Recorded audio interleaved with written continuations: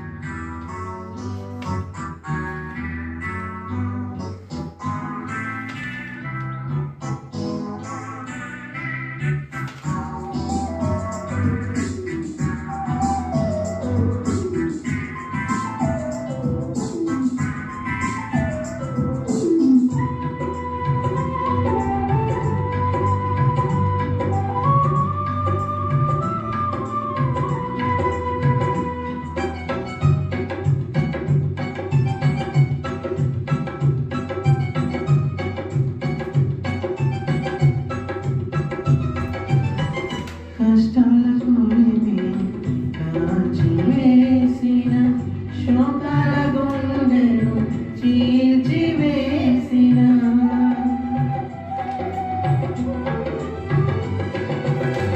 కష్టాలకు కాచి వేసిన శోకాల గుండెను చీల్చి వేసిన తన చిత్తం నెరవేర్చుతాడు గమ్యము వరకు నన్ను చేర్చుతాడు తన చిత్తం నెరవేర్చుతాడు గమ్యము వరకు నన్ను చేర్చుతాడు నడిపిస్తాడు నా దేవుడు శ్రమలోనైనా నన్ను విడువడు నడిపిస్తాడు నా దేవుడు శ్రమలోనైనా నన్ను విడువడు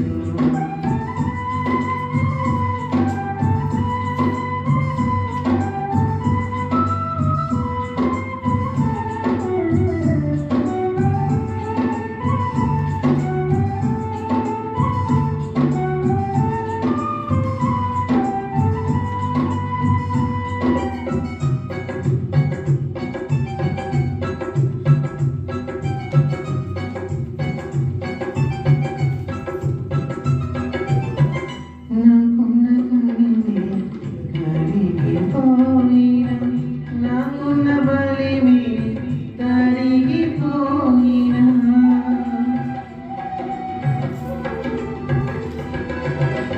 నాకున్న కనివే కరిగిపోయిన నా యొక్క బలిమి కరిగిపోయిన తన చిత్తం నెరవేర్చుతాడు గమ్యము వరకు నన్ను చేర్చుతాడు తన చిత్తం నెరవేర్చుతాడు గమ్యము వరకు నన్ను చేర్చుతాడు నడిపిస్తాడు నా దేవుడు శ్రమలోనైనా నన్ను విడువడు నడిపిస్తాడు నా దేవుడు శ్రమలోనైనా నన్ను విడువడు అడుగులొత్తులు పడిన అలసటపై పడిన అడుగులొత్తులు పడిన అలసటపై పడిన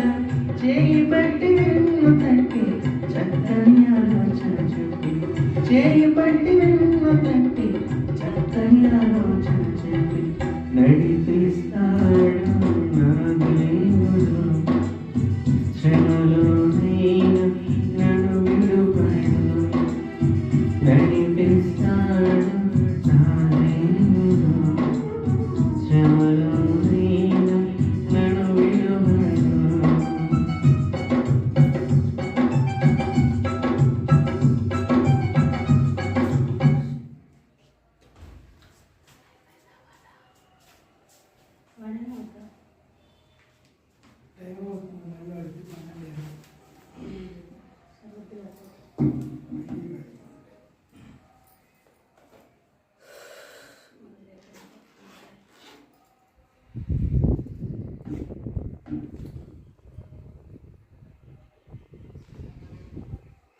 Praise the Lord.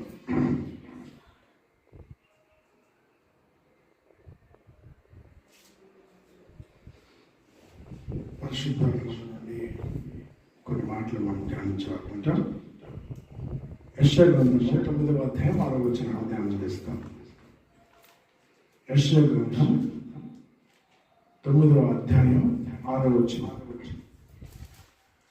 ఆశ్చర్యకరుడు, ఆలోచనకర్త, బలవంతుడైన దేవుడు, నిత్యుడగు తండ్రి, సమాధానకర్తయగు అధిపతి. ఈ వాక్యాన్ని మనము బైబిల్లో ధ్యానం చేస్తున్నప్పుడు దేవుడు ఇచ్చిన ప్రవచనం అది. ఆ ప్రవచనం ఏంటంటే ఆశ్చర్యకరుడు, ఆలోచనకర్త, బలవంతుడైన దేవుడు పుడతాడు, ఈ లోకంలో మానవ రీతిగా వస్తాడు అని చెప్పడం జరుగుతూ ఉంది. కాబట్టి ఆయన బలవంతుడైన దేవుడని మనం చూస్తుంటాం. ఎలాంటి బలవంతుడైన దేవుడు ఆయన, ఎలాంటి బలంగా దేవుడు అని మనం చూస్తే ఆయనకు అసాధ్యమైనది ఏది లేదు. ఇర్మియా గ్రంథం 32వ అధ్యాయం 12వ వచనం చెప్తుంది, ఆయనకు అసాధ్యమైనది ఏమీ లేదు.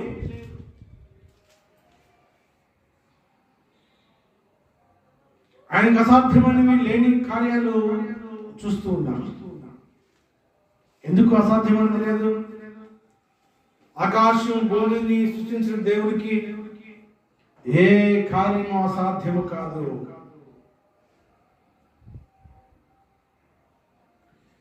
మనుషులకు అసాధ్యమైనవే కానీ దేవునికి కాదు, దేవునికి సాధ్యమే మనం చూస్తుంటాం.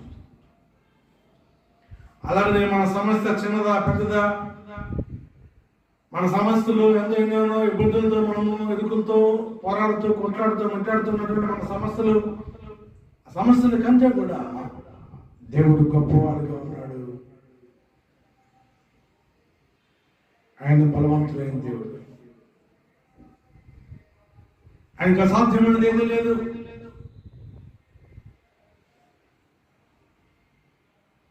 ఆయన బలవంతుడైన సృష్టికర్త. ఎలాగూ దేవుడు ఆకాశం భూమిని సృష్టించాడు. ఆయన మాట చేత సృష్టి ఏర్పడింది. వాక్యం ద్వారా సమస్తం కలిగింది. వాక్యానికి ఉన్నటువంటి బలం ఎలాంటిది? దేవుని వాక్యానికి ఉన్నటువంటి బలం ఎలాంటిదంటే ఆయన వాక్కు పలకగా వెలుగు కలిగిన మనం చూస్తాం. అలాగే మన జీవితాన్ని సృష్టించిన దేవుడు, మనల్ని సిద్ధపరచిన దేవుడు, మనల్ని ఏర్పరచుకున్న దేవుడు, మనల్ని ప్రత్యేకించిన దేవుడు, మనల్ని ఆయన సేవకు పిలుచుకున్న దేవుడు, మన జీవితంలో పరిస్థితులను కూడా మార్చగల దేవుడు అని మరి ఈ సమయంలో తెలియపరుస్తున్నా. ఆయన బలవంతుడైన దేవుడు. ఆయనకు అసాధ్యమైనదేమీ లేనే లేదు. ఆయన బలహీనులకు బలమిచ్చే దేవుడు. యెషయా గ్రంథం 40వ అధ్యాయం 9-30 చూసినట్లయితే ఆయన అలసిన వారికి బలమిస్తాడు, శక్తి లేని వారికి సామర్థ్యాన్ని పెంచుతాడు అని మనం చూస్తున్నాం. ఆయన అలసిన వారికి బలమిచ్చే దేవుడు. నువ్వు అనేక సమస్యలతో అలసిపోయి ఉండొచ్చు, అనేక వ్యాధులతో అలసిపోయి ఉండొచ్చు, అనేకమైనటువంటి మాటలతో అలసిపోయి ఉండొచ్చు, చాలా శ్రమలు నేను చుట్టూ ఉండొచ్చు. అలసిపోయి ఉన్నావా? దేవుని వాక్యం సెలవిస్తుంది ఆయన అలసిన వారికి బలం ఇచ్చే దేవుడు అని, శక్తి లేని వారికి సామర్థ్యాన్ని ఇచ్చే దేవుడు అని. కీర్తన 46వ అధ్యాయం 1 చెప్తుంది, దేవుడు మనకు ఆశ్రయము, దేవుడే మనకు బలం అని చెప్పే సంగతి. 2 కొరింథీ 12వ అధ్యాయం 9 చెప్తుంది, బలహీనతలో దేవుని కృప ప్రత్యక్షమవుతుందని చెప్పేసి. నువ్వు అడిగితే, నువ్వు బలహీనంగా ఉన్నప్పుడు, నువ్వు అడిగితే నువ్వు శ్రమలతో ఉన్నప్పుడు, నువ్వు అడిగితే నువ్వు వెలుగుతో ఉన్నప్పుడు, నువ్వు అడిగితే నువ్వు ఇక్కట్లతో ఉన్నప్పుడు, నువ్వు మొరపెడితే పొరపాటునాడు మొరపెట్టి వారికి నేను సమీపంగా ఉన్నాను. ఆయన సమీపంగా ఉన్న దేవుడు బలహీనతలో ఆయన ప్రత్యక్షం అవుతాడు. వీళ్ళారా, ఆయన మన రక్షకుడు, బలవంతుడైన దేవుడు, ఆయన మన రక్షకుడు. యెషయా గ్రంథం చెబుతుంది 59వ అధ్యాయం 1వ వచనం చెబుతుంది, ఆయన రక్షింపులేనంతటువంటి ఆయన హస్తము పొరుచు కాలేదు, వెరునేరకున్నట్లు ఆయన చెవులు మందము కాలేదు అని చెప్తా ఉంది. జాగ్రత్త ప్రియుడా, ఆయన బలవంతుడైన దేవుడు. లోకాసు వార్త 12వ అధ్యాయం 10వ వచనం చెబుతుంది, తప్పిపోయిన వారు వెలిగి రక్షించడానికి క్రీస్తు వస్తున్నాడని చెప్పేసి వచ్చారని చెప్పి సంగతి. కాబట్టి తప్పిపోయిన స్థితిలో ఉంటే నిన్ను వెలిగి రక్షించడానికి క్రీస్తు ఉన్నాడు, క్రీస్తు రక్షిస్తూ ఉన్నాడు. దేవుని వాక్యము, దేవుని సువార్త, దేవుని ప్రకటనలు, దేవుని వాక్యము, దేవుని యొక్క మాటలు దేవుని శక్తిగా ఉన్నాయన్న సంగతి జ్ఞాపకం పెట్టుకుంటున్నాను. మొదటి కొరింథీ పత్రిక 1వ అధ్యాయం 18 చూస్తుంది, సిలువను గూర్చిన వార్త రక్షణ పొందుతున్న మనకు దేవుని శక్తి అని చెప్తుంది. కాబట్టి సెలవును కూర్చున్న వార్త నువ్వు వింటున్నప్పుడు, సెలవును కూర్చున్న వార్త నువ్వు వింటున్నప్పుడు, సెలవును కూర్చున్న వార్త నువ్వు తలంచుకుంటున్నప్పుడు దేవుని శక్తి నీలోకి రాబోతుంది. ఈ మాటను జ్ఞాపకం పెట్టుకోండి.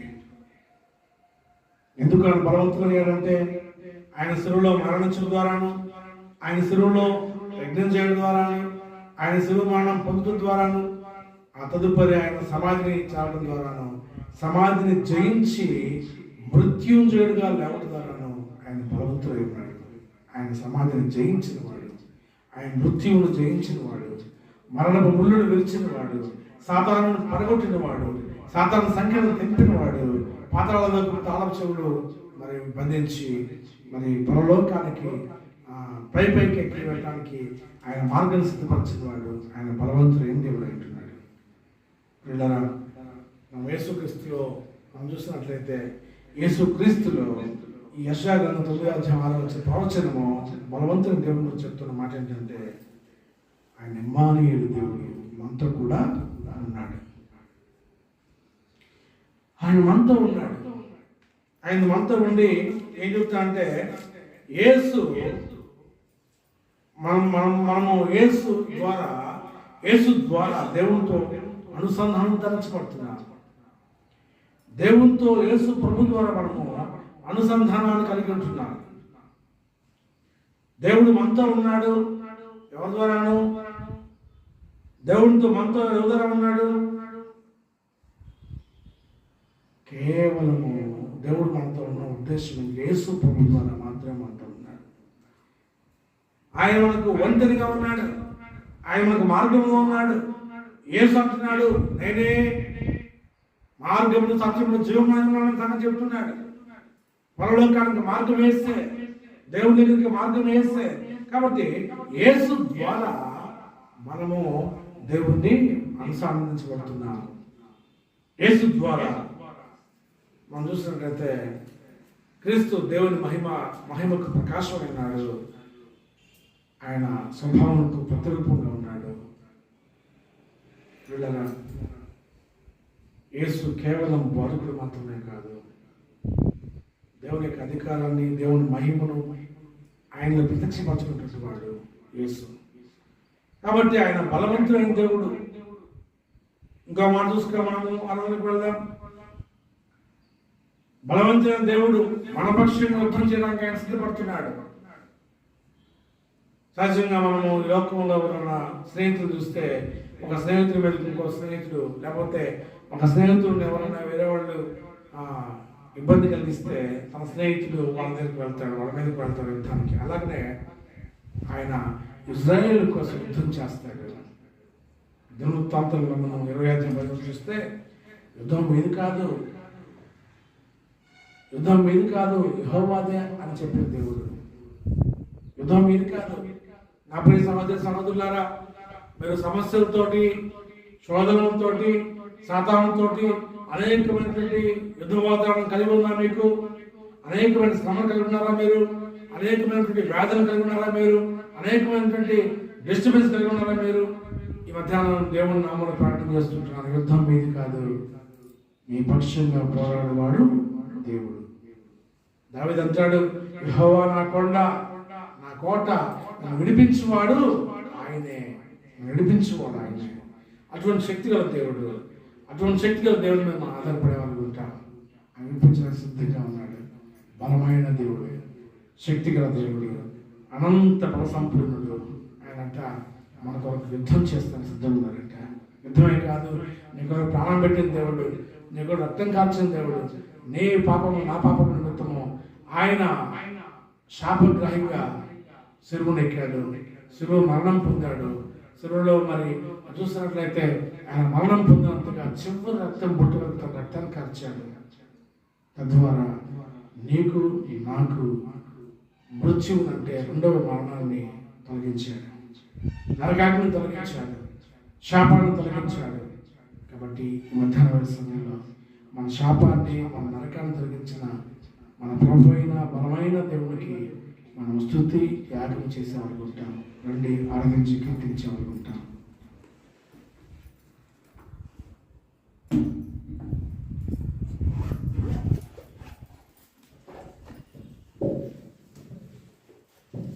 ప్రేమానుకుందని చెప్తుంది మూలమైన కొందనాలు స్తోత్రులు పరిశుద్ధ పాండానికి స్థుతులు స్తోత్రులు కొన్ని పరిశుద్ధుల నుండి మిమ్మల్ని ఎంతగానో కాచి కాపాడిన దేవానికి వందనాలు స్తోత్రులు. నాయన ఇదిగో తండ్రి లేఖన భాగాల్లో మీరు మాకు వివరించిన ప్రతి మాటను బట్టి మీకే వందనాలు స్తోత్రులు. నాయన స్తుతి యాగం మీకే అర్పిస్తున్నాను. అయ్యా ఇదిగో మీరు ఎట్లు నడుచుకోవాలో ఎలా ఉండాలో లేఖనాల్లో మాకు తెలియపరుస్తూ వచ్చింది. ఆయనకే వందనాలు స్తోత్రులు. నా కొరకు ఆ కలవర స్థితిలో నలుగు పట్టుబడి కడగొట్టు వరకు కార్చిన దేవానికి వందనాలు స్తోత్రములు. నా కొరకు మరణించి త్వరలో రానయ్యున్న దేవానికి వందనములు స్తోత్రములు. ఇన్ని మేలులు చేసిన దేవా ఏమిచ్చినా చాలదు తండ్రి. నువ్వు ఇచ్చిన రక్షణ పాత్ర చేయబోని నా స్తుతి ఆరాధన నా జీవ ఫలము నీకే సమర్పిస్తున్నాను తండ్రి.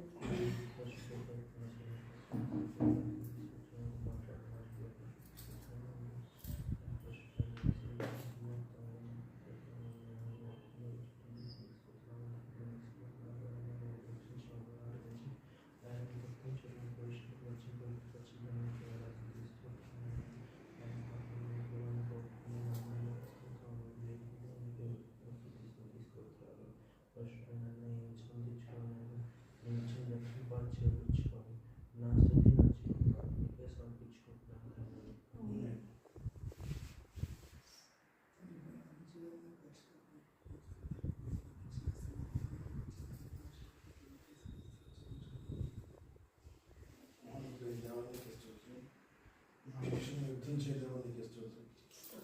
నా కొరకు మార్గం సిద్ధపరిచే దేవానికి స్తోత్రం. నా కొరకు దారులు సిద్ధపరిచే దేవానికి స్తోత్రం. నా పరిస్థితులు మార్చగల దేవానికి స్తోత్రం. అయ్యా మమ్మల్ని శ్రమలను తప్పించగల దేవానికి స్తోత్రం. మనమందరం దేవానికి అసాధ్యమైనది ఏది లేదు ప్రభావ. మా పరిస్థితులన్నీ మార్చగల ప్రభావ దేవానికి వందనాలు తండ్రి. అయ్యా మా స్థితి ఏంటో మేము ఏమై ఉన్నామో జ్ఞాపకం చేసుకుంటున్నాం. అయ్యా మా పోటీకి గతిని మమ్మల్ని ప్రభావ మీరు మా స్థితిగతులను మార్చిన దేవానికి స్తోత్రం.